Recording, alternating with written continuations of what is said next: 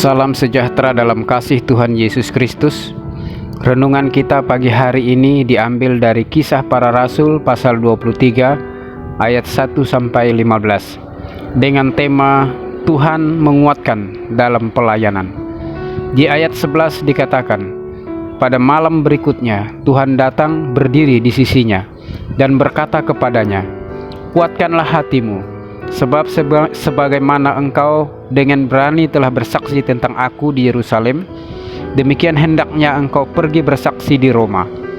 Itulah perkataan Tuhan yang datang menemui Paulus.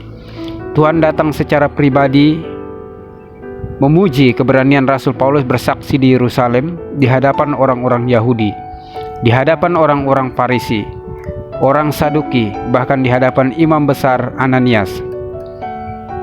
Paulus dihadapkan pada sidang mahkamah agama orang Yahudi untuk mengetahui ajaran yang Paulus sampaikan tentang Yesus yang adalah Mesias, Juru Selamat dunia.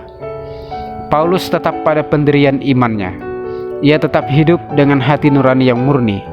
Tuhan yang menguatkan Paulus berpesan untuk melanjutkan keberaniannya bersaksi, bahkan sampai di Roma, di hadapan Kaisar.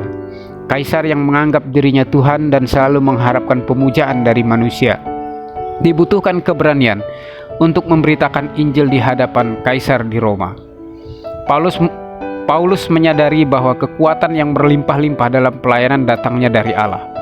Dalam pelayanannya Paulus sering ditindas, habis akal, terjepit, dianiaya, dihempaskan, menghadapi ganasnya alam berupa badai, binatang buas, dan penjahat di perjalanannya dalam memberitakan Injil. 2 Korintus 4 ayat 17-12. Dalam penderitaannya yang berat itu, Paulus tidak pernah menyombongkan dirinya dalam pelayanan.